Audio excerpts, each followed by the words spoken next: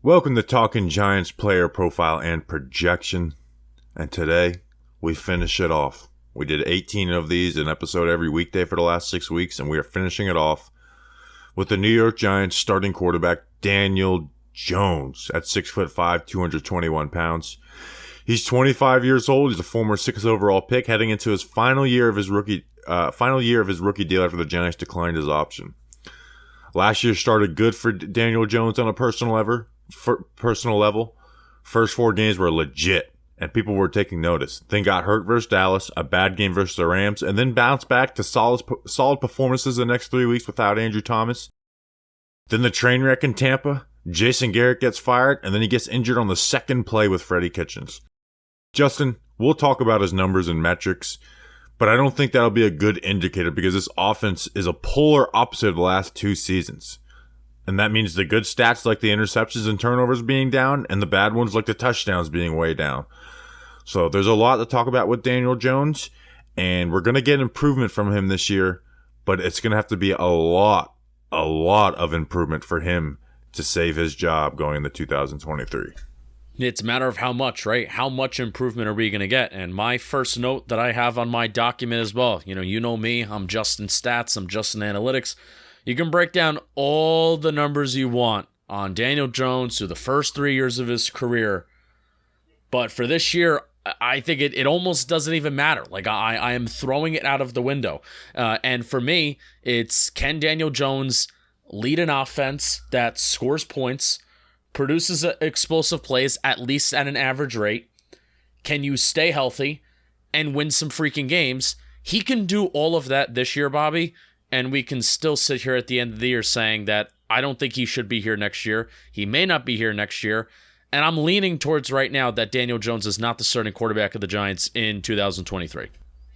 Yeah, I don't think he will be either. I was going to talk about that towards the end of kind of reasons why, but I don't think he will be either. For him to do that, it's just, he's got to be awesome. Like those first 4 games, the way we felt about him after those 4 games, that's how we have to feel about him after the season. Not from a stretch of play. Like, he's got to be consistent. And he's just been an up and down player in his career. Even in the rookie year, there was some really down moments in there. But that being said, the offense, it's going to be better. And yes. the offense is going to create a lot of easy throws with simple progressions, RPOs, and other plays that allow playmakers to get open in space. But the question is, can DJ perform when there is pressure, when the looks are complicated and make tight window throws besides the beautiful deep passes that he does? We know he's a great deep ball thrower, great at it. And it's not simply just, well, he doesn't throw a lot, because it's not like he was throwing the guys that were wide open. They were almost all contested the past couple of years, and he was really good at it.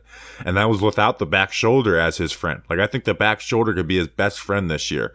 So it's just, the last 2 years, they took his aggression away from him. How do we get the aggression back but find a happy middle ground? That's going to be the decider on Daniel Jones, because we know he can make the throws. And we know he can protect the ball over the past couple of years. But you got to find the middle ground where you're not being reckless, but you got to hang in there and make throws. Yeah. And I think context is important when you're talking about Daniel Jones too. And at this point in year 4, when your 5th-year option is declined, these aren't excuses, because time's out. Like, time's up. You know what I mean? It's either you win this year with the Giants, or you're talking about, there possibly not being a future with the Giants. But context does matter when you're describing, when you're talking about Daniel Jones. You already mentioned taking the aggression out of Daniel Jones's game that he had in 2019. They stripped that. Judge and Garrett stripped that the last 2 years. One of the worst offenses in the league in terms of helping him with yards after the catch. I mean, that probably was just the worst. I mean, it was the worst scheme in the NFL. Like, yeah. you talk to people around the league, and it was the worst scheme in the league. Like, people couldn't believe that it was being run. Like I said, everyone, it was consensus. Yeah. Usually that doesn't happen. People are very reactionary. They don't watch. It was consensus around the league that Jason Garrett ran the worst offensive scheme in the NFL. And it doesn't end there, though. It doesn't end there. I mean, you also had a front office that was not in sync with the coaching staff. I mean, that was just case in point with Matt Parrott versus Nate Solder. That's just one example. talk about the offensive line. I'm a bottom of the barrel offensive line since he's kind of came into the National Football League. All that, has been going against Daniel Jones. Like I said, does it matter at this point? Kind of not really, because you're on the last year of your deal. But it does matter when you're just talking about why Daniel Jones hasn't been it for the New York Giants. It matters. Yeah, like there is like valid excuses for Daniel Jones, but again, you mentioned contracts expiring. They don't matter. And like I said, the last offense was the worst scheme in the NFL. It was totally predicated on pre-snap, pick a side, and then you read one player and pull the trigger, get the ball out quick. Like there are people talk about Daniel Jones with his progressions, and I'm not going to sit here and be like, oh, this guy is amazing at going through progressions. But there weren't really progressions in the last offense. There was very few plays that are pure progressions where it's like 1, 2, 3, 4. They were very much, like I said, hey, the Mike linebacker is shaded to the right. The safety is deep to the left. We're going to pick to the left. We're going to read this one player. If it's man coverage, we're throwing to the flat. If it's zone, we're throwing it to the stick. Like those were a lot of what you got. And if cornerbacks played off, we're not going to test them vertical. We're going to try and run curls and stop routes on it. So the offense is going to put more on his plate, though. So hopefully you don't want the turnovers to come back with that. But that does mean more to eat. And something when we talk about Daniel Jones' raw stats, like obviously we all remember the rookie year, 24 touchdowns, 12 interceptions,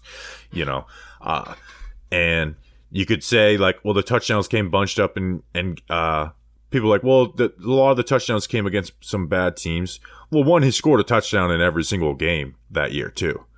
Like every single game he scored a touchdown. That's not like super, that's kind of rare for a rookie QB. And the interceptions kind of, the fumbles were there, but the interceptions came bunched up in games. Like it was 3 versus New England, where you remember how John Hilliman, missing Shep. I mean, it was just a totally banged up offense. And then 3 versus the Packers, which 2 were after he sprained his ankle so bad that he missed 2 games. And you go back and watch him, like, man, that was kind of a gutty performance, some of the throws he made in that game in the snow. Like his best drive of his rookie year was in that game. And again, that's what we've said. We want to get back to that mindset for Daniel Jones, is the rookie mindset. You say, well, they played bad teams. Well, guess what? We had the worst tackle duo in the NFL, and Nate Solder and Mike Remmers. Our wide receivers were Darius Slayton and Golden Tate and Sterling Shepard. And Sterling Shepard missed a ton of games. Golden Tate missed a handful of games that year. So it was bad around him. And I think Brian Dable's scheme is better than Pat Shurmur's scheme, even though I like Pat Shurmur. But again, back to the stats. 24-12 his rookie year, 11-10 his sophomore year. Then last year, 10 touchdowns and 7 interceptions. 10 touchdowns and 6 interceptions. I'm not counting Hail Mary interceptions. Good for you. So the people are like, well, the touchdown numbers, and they're horrible. Like his touchdown percent rate is horrible. His EPA per play last year was the best of his entire career, which if you like the advanced stuff, and I'm a guy that likes to subscribe to EPA rather than just looking at touchdown to interception ratio, his EPA per play was the best of his career last year. Still not good, but it was the best of his career.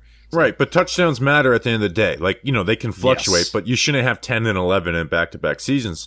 And something I did last year is I challenged people. Find me the missing touchdowns. Find me the play where it's like, this would be a touchdown if Daniel Jones does this. And they just weren't there. There was one versus Tampa with Kenny Galladay, and there was maybe one versus the Panthers with Evan Ingram, but even then it could have been a strip sack because Matt Parrott got beat at left tackle. So, but at the same time, like I said, those plays are going to be there, but it's on Daniel Jones to pull the trigger on those and pull it often. Yeah. Now, I'm going to say something that is very no shit Sherlock, but I have a question to you, and I think it's going to make sense. What is going to limit Daniel Jones in this offense, Bobby, is that he is not Josh Allen. That is a shocker of a statement, I know. But what I mean by that, the arm angles, the arm strength, the ability to extend and improvise plays, Jones just doesn't have that. I mean, the QB rating goes down, right. Like when you're talking about it, when he holds onto the ball for 3.1 seconds or longer, it goes down. Like I like Jones's mobility in general, his ability to run the ball. We're going to talk about that, but he doesn't have that Russ, Rodgers, Allen, Mahomes, improvisation. We know that by now, That's right? the biggest. So no, but let me finish this. So I've seen a lot of what you guys have done with the Cover One guys. I mean, just watching Josh Allen make these jaw-dropping throws, it's insane stuff. It's insane concepts that are deep down the field. It's tight window throws, crossing routes. You're going across your body. You're standing on one side of the field and you're kind of throwing to the other side. And it's just one of these things of, I think Dable and Kafka, they're going to tailor the offense to the skill set of the quarterback. I trust that they're going to do that. But how limited is the offense going to be with Jones at the helm? So the biggest difference is the improvising between Josh Allen and Daniel. Like Josh Allen, just the way he improvises is insane. Like you watch and it's like, I can't believe he does this stuff. That's outside the playbook stuff. That's backyard football stuff. You know what I mean? And I know people are going to hate this when I say this, but where he can pick up the slack, be better with the timing. Allen, while has amazing throws, still has some bad misses too. There's times where it's not as often as it was the first couple of years, but there is times where you see like, ooh, there was an open guy that he missed. And I think that's Daniel Jones' greatest strength is just overall accuracy. Like it's very rare when Daniel Jones is just flat out missing guys. So it's that and the timing. But at the same time, when we have this conversation, he's not Josh Allen, and he's like, for him to even be anywhere close to Josh Allen would be wild. Like it's not going to happen. Like we have to be real. Like it's not going to happen. But I was saying like how limited from what Dable. Let's even bring Kafka into the mix here too. I'm excited about Kafka because I liked Kansas City's intermediate concepts, right? Of the quick game, screen game, getting the ball out quick, getting the ball to your skill position players. That's where I think I like when Kafka comes in. But the overall question is I know he's not Josh Allen, but how limited is Brian Dable from what he called in Buffalo to now coming over with Daniel Jones and the Giants? How limited is he? What's on the menu? You talked about the menu. That's where your video with the Cover One guys. What's on the menu for Daniel Jones this year from a play calling perspective? I think it's the same stuff that's just with Jones. So let's talk so what I'll say is this. I think that's gonna be his biggest challenge is because he's not gonna do those crazy improvising stuff that Josh Allen does. It's gonna be post snap figuring out when to hang in there. Like when to hang in there, and it's like, hey, you gotta hang in tight, and you gotta know when throw. To hold him, you gotta know when to fold him, know when to walk away, know when to run. I know you're joking, but it's true. And when the time is to get to his check down. Like the rookie year was a mindset of always hanging in there for the most part, and they got rid of that totally. He has to find the balance, and I don't know if that will happen because it's not an easy ask, especially for a guy going to year 4 with really very little room for error. Like he has very little room for error to be the Giants QB in 2023. So, I mean, at the end of the day, I don't think he will, and that's why I don't think he will be the quarterback in 2023.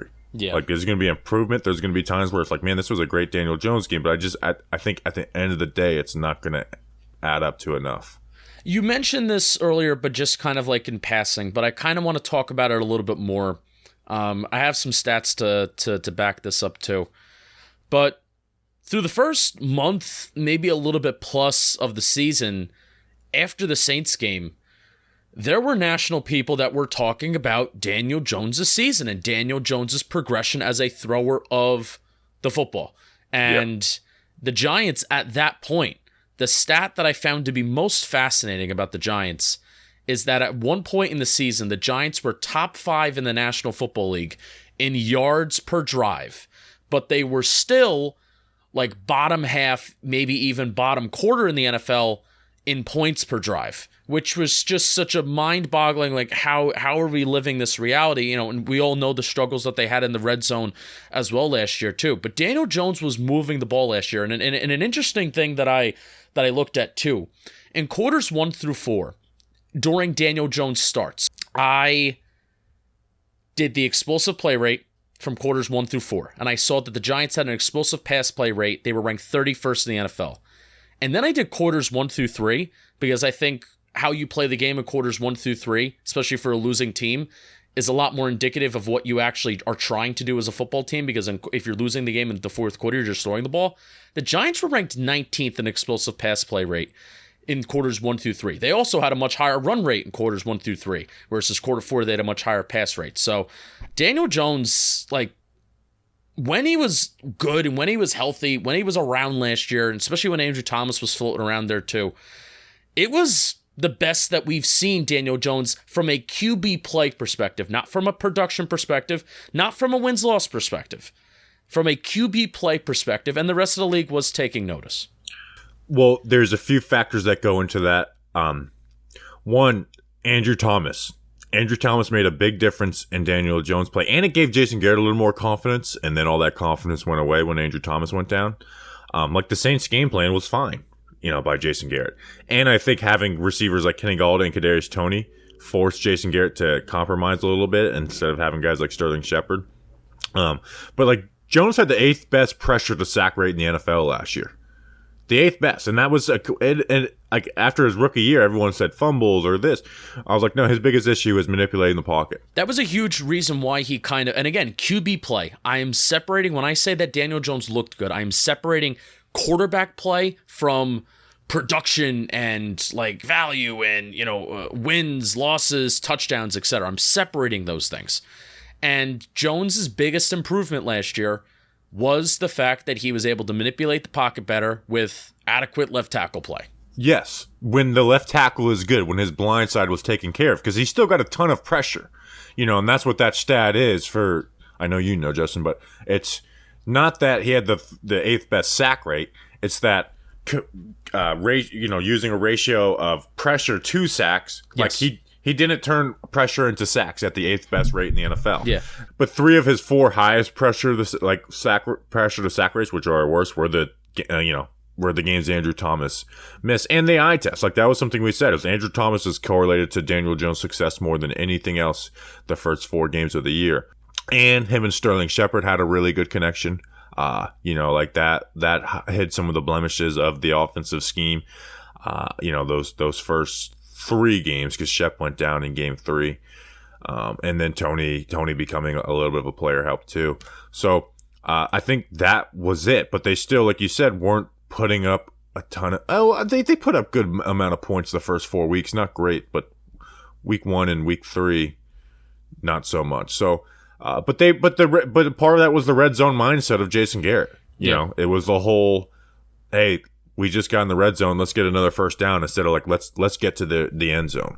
And that was the difference. And Daniel Jones needs to improve just in the red zone, anyways. But Pat Shurmur's mindset was like, all right, we're down here. Let's throw the ball. Let's throw the ball into the end zone. Let's take some shots, and that's why we saw some of a lot of his touchdowns weren't they weren't these 2-3 yard dink and dunk touchdowns. They were pushing the ball downfield with some great ball placement, which is his greatest strengths are kind of 2 in the same. One is overall accuracy, but he throws a great deep ball.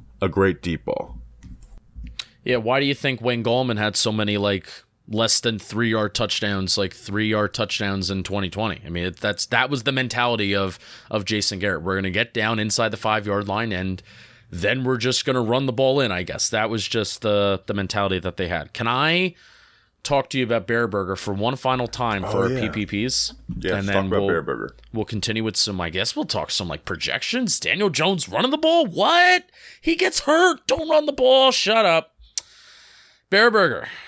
They're not going to tell you to shut up because they're going to welcome you with open arms because they got something for everyone. Their burgers are going to shut you up when you're eating them.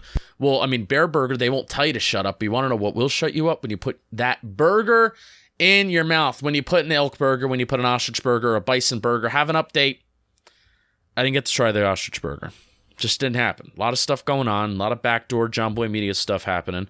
So, Bareburger is sticking around. I'm going to try an ostrich burger by the next time that we do a Bareburger ad read. I have to. I'm teasing everybody. I got to let you know how the ostrich burger is. Bareburger, they have the best happy hour in New York City. 12 p.m. to 7 p.m., Monday to Friday. And there's a ton of locations in New York City. If you're a city worker, if you like to go to the city, maybe hang out. If you get out of work early one day, go up to the city, check out Bareburger, say Talking Giants sent you. They'll be like, okay, don't care. No, they actually love us. They love it. Tag them in social media. They love that too. Bar Bites at Bareburger Kitchen and Bar, Monday to Friday, 4 p.m. to 7 p.m. They have 2 Nashville sliders, 6 PBRs, and a martini, all for under $20. A bunch of cool deals. Click the link in our description to find yourself at your favorite new happy hour spot, burger joint and luncheon. Bareburger Kitchen and Bar. Literally, thanks so much for sponsoring these PPPs. Kind of means the world. Yeah, this training camp was made possible by Bareburger, so thank you very much, Bareburger. All right, Justin. I guess we could talk about running the ball. Like, we could keep it simple. Like, you got to let Daniel Jones run. That doesn't mean you don't need to be running QB power or anything. Like, as much as, even though I get more hyped up than anything when he runs over Grady Jarrett, let's get him in a mindset of protecting his body. And you can't tell him to slide when you're running QB power, because then it's like, well, what do you want me to do? So run read option, have some design stuff, but just tell him to be careful and be like, dude, like, it's been 4 years in a row you've gotten injured going back to Duke. Be more careful with your body, because if you get hurt, if you miss 2 games, you're done. They're gonna run that QB power, you know it. We saw it in camp. They're gonna do it. Yeah, but just freaking be careful. Like, just be careful, Daniel Jones. That's my ask. Just don't be reckless with your body. And I know he has a mindset of like trying to prove everybody wrong, and he's like trying to show his teammates, but you can't be reckless with your body, man. Like, that's not what we want from you. It's fun when it happens. I love clipping those. Like, I even remember like his rookie season. Remember that 3rd and 10 where he scrambles and just goes fucking head on with one of the Jets players and spins around and gets the first down, and it's just like, fire me right up. But it's like, that's dangerous, and then the 4th and 2 where he hurt his ankle in his rookie year. It's like, dude just ran over Zadarius Smith. That's sick. But now guess what? You're not playing the next 2 games. Mm-hmm. So it's like, how sick is it? So just be more careful with your body, and don't make them run QB power. Makes you sick. Well, they're gonna run the QB power. Get freaking ready for it. I think they're gonna do it inside the red zone too, based off of some stuff that we saw from training camp. That's what I have a feeling is coming. I mean that's a weapon, and flat out. I mean, Daniel Jones, we talked about some of the limitations he has to his game. Daniel Jones does have limitations to his game. He's not a top 10, top 5 quarterback. If you're not a top 10, top 5 quarterback in the National Football League, you got limitations to your game. Like, just kind of accept that. But Daniel Jones becomes an average-ish quarterback, and I'm even talking like production-wise.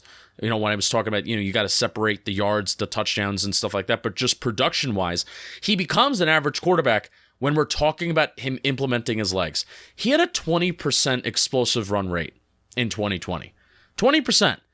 I felt like every time in 2020 he chose to tuck it and run, or he got that read option, it went for 10-plus yards, 20-plus yards. I mean, think back to the 80-plus yard run where he tripped and fell. 2021, it wasn't as much, but Daniel Jones running the ball as a quarterback is an extremely valuable weapon for the Giants, and Daniel Jones has been one of the best, most efficient rushing quarterbacks in the National Football League the last 2 years. Fastest ever QB run recorded in the NFL still is Daniel Jones on that 80-yard run. Gosh, doesn't that feel like ages ago at this point? All right, so I want to finish off. Will he be the QB in 2023? But I just want to reiterate this point. The biggest challenge. This is what's going to decide if Daniel Jones is the QB in 2023. Can post-snap, when stuff is muddied, when there's pressure, can he figure out when to hang in there? And when's the time to get to the checkdowns? And there's going to be times where you got to hang in there and you're going to take a hit. And it's going to be a tight window, but you got to make that throw. And it's not going to be just getting to your checkdowns all the time. We're not looking for the most efficient, perfect QB play. We need big plays. And again, rookie year was a mindset of always hanging in there. And it was like, dude, I can't believe how ballsy this guy is in the pocket to just take these hits and deliver them downfield. But you got to find the balance. I don't think it's going to happen. I think we're going to have up and down Daniel Jones this year. I think there's going to be times where he looks awesome, and there's going to be times when he struggles. So I don't think he'll be the QB in 2023. Even though it's I was a Daniel Jones guy out of the draft and after 2019, and it's sad to be at this point, but I just don't think he will be. Yeah, there's obviously a chance. Got a YouTube comment mentioning that they like when I use the word nuance, so I'm going to say it again. There's nuance to everything, right? You can always say that I'm totally sure something is going to happen before the season, but then things play out.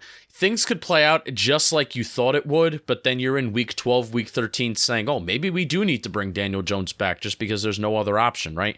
So there's always this. Win some games. You got to win games. Yeah. So I'm gonna reiterate what I said to start the show.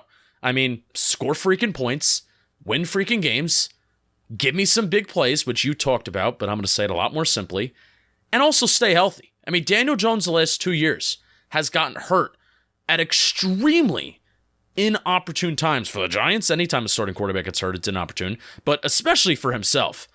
2020.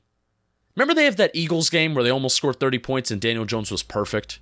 Yeah, he was like literally perfect and they only scored 27 points. The Bengals, they have a solid win in Cincinnati coming off the bye, and the Giants offense is kind of like clicking a little bit. A little bit. The run game is improving. That offense was starting to get there. Boom, he gets hurt, and he's not the same for the rest of the season. 2021, he has one healthy snap when Jason Garrett is not his offense coordinator. Extremely it's an inopportune time to get hurt, and that's what Daniel Jones' entire career has been. 2019 rookie year, whatever. Eli Manning was cool to see him, but these last 2 years, extremely inopportune times to get hurt.